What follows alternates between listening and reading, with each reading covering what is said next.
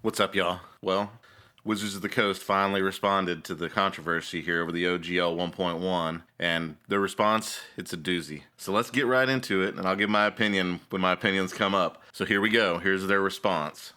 This is posted on D&D Beyond today, and it says, by D&D Beyond staff. When we initially conceived of revising the OGL, it was with three major goals in mind. First, we wanted the ability to prevent the use of D&D content from being included in hateful and discriminatory products. Okay, so check it out. That's how they started this thing, straight up with the hate speech, discriminatory product. That's an interesting strategy because that's something that it's almost like they're trying to put themselves on a moral high ground or something. Okay, second, we wanted to address those attempting to use D&D in Web3, blockchain games, and NFTs by making clear that OGL content is limited to tabletop role-playing content like campaigns, modules, and supplements.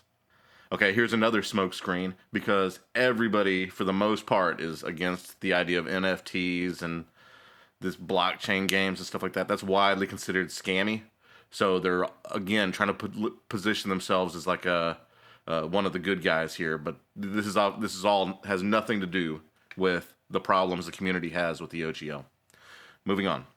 And third, we wanted to ensure that the OGL is for the content creator, the home brewer, the aspiring designer, our players, and the community, not major corporations to use for their own commercial and promotional purpose. Okay, WotC, the only major corporation in this entire industry is you. That's it. Even Paizo is not a major corporation. They have like 80 employees. How many employees does Hasbro have? Think about that. Okay. Driving these goals were two simple principles. One, our job is to be good stewards of the game. And two, the OGL exists for the benefit of the fans. Nothing about those principles has wavered for a second. Agree to disagree. So for number one, our job is to be good stewards of the game. Have you seen the last Spelljammer expansion they put out for 5e? Would you say that was good stewardship of the Spelljammer IP? In what universe is that Spelljammer supplement good stewardship of the IP? Ridiculous. And then number two, the OGL exists for the benefit of the fans? No. The old OGL, sure. The old OGL exists for the benefit of the fans. This new OGL exists for the benefit of WotC. They're trying to play take backsies on the original OGL. That's all this is. It's all it ever will be. Moving on. That was why our early drafts with the new OGL included the provisions they did. That draft language was provided to content creators and publishers so their feedback could be considered before anything was finalized. Now that is a bold-faced lie. So when they sent those included provisions of the quote-unquote draft OGL, they sent it out as a contract for those content creators to sign and return by January 13th, today, or they were basically cut off from the SRD, from publishing any content. So this part right here is a straight up lie. And not only that, it's gaslighting. And what gaslighting is when the liar knows it's a lie and the liar knows that the listener knows it's a lie. Like both parties know it's a lie, but they're saying it anyway as if it was the truth. That's gaslighting. And that's what WotC's doing here. Moving on. In addition to language allowing us to address discriminatory and hateful conduct and clarifying what types of products the OGL covers, our drafts included royalty language designed to apply to large corporations attempting to use OGL content.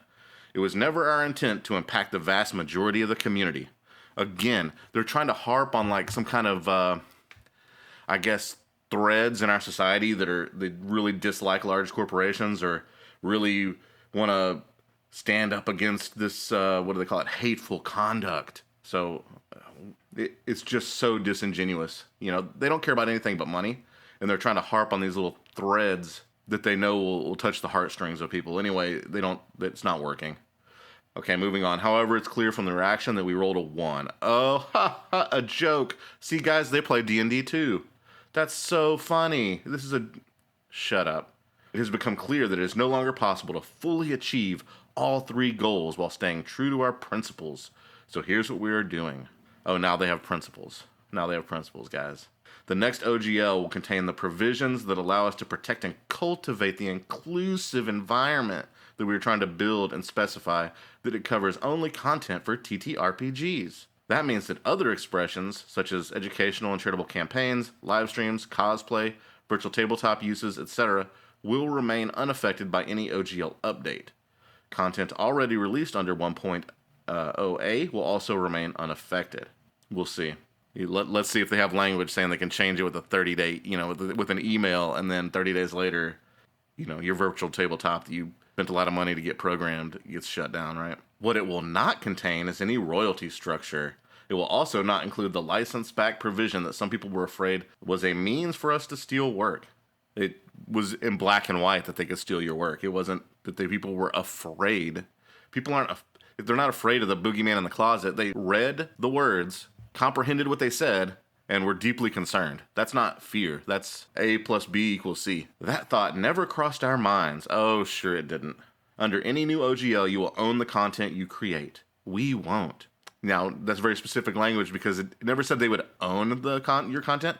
It said they'd have basically every single type of license possible they would have, and it would be irrevocable, worldwide, in perpetuity. They're not saying that they would own it, but they would have a license to use it. So that's lawyer language right there. Any language we put down will be crystal clear and unequivocal on that point. Yeah, of course it will, I'm sure. The license-back language was intended to protect us and our partners from creators who incorrectly allege that we steal their work simply because of coincidental similarities. It was just to protect them, guys. So when they stole Paizo's Pathfinder art for one of their movie posters or whatever, that was just a coincidental similarity, even though it was a copy and paste of someone else's art. Come on, guys. Give them a break. As we continue to invest in the game that we love and move forward with partnership in film, television, and digital games, that risk is simply too great to ignore. The new OGL will contain provisions to address that risk, but we will do it without a license back and without suggesting that we have rights to the content you create. Your ideas and imagination are what make the game special, and that belongs to you. A last couple of thoughts. First, we won't be able to release the new OGL today because we need to make sure we get it right, but it is coming. Second, you're going to hear people say that they won and we lost because making your voices heard forced us to change our plans. Those people will only be half right. They won, and so did we. Give me a break. Okay. All right, so here's what I think about this word salad joke right here. This little clause here, in my opinion, is to make it, basically they're telling the community, oh, look, guys, you won. It's over. This is it. We can just walk it back this far and no further. You won. It's over. That's what this is supposed to put the seed in people's mind that the battle is won. The battle is not won until all this goes away and it goes back to the way it was for 20 years. Do not take this bait here and think that it's over or that we won.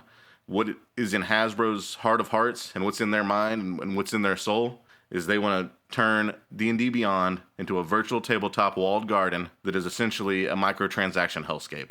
That's what they want. And this OGL 1.1 is the first step in walking to that destination. And I believe that they're trying to use it to phase out competing virtual tabletops. And not immediately, not all at once. The first wave is going to get rid of Foundry and all the others. And then they're going to have a couple left, like Roll20 and I think Fantasy Grounds were going to be left over for maybe a year or so. And then, what do you know? Big surprise. Those things, they don't renew the license or those get shut down. They're going to shrink it down until the only virtual tabletop was the WotC one. And I would imagine the target date for that would be 2024. And then what was going to happen on there is they were going to sell you miniatures, sell you skins, sell you dice, sell you this, sell you that in a microtransaction free-for-all. What has happened to gaming, man? All right, moving on. Our plan was always to solicit the input of our community before any update to the OGL. The drafts you've seen were attempting to do just that. We wanted to delight fans and create experiences together that everyone loves. We realized that we did not do that this time, and we are sorry for that.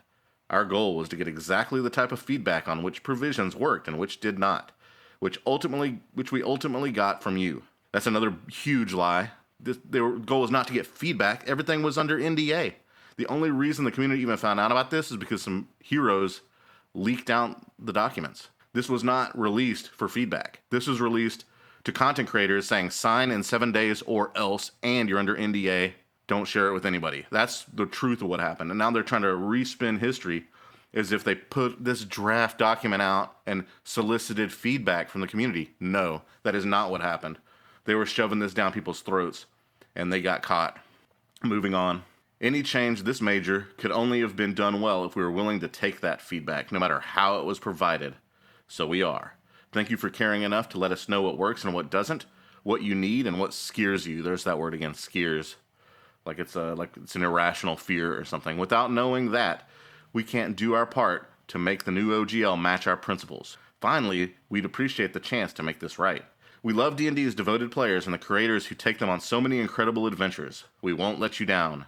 That remains to be seen. In my opinion, the only solution is to revert to the 1.0A and make it irrevocable, and fire everyone responsible for this hoopla. And in their place, rehire people that have been involved with Dungeons and Dragons for at least 20 years. Not some CEO from Microsoft that learned how to monetize whatever the heck people buy on the Xbox. The saga continues. Like and subscribe, my friends.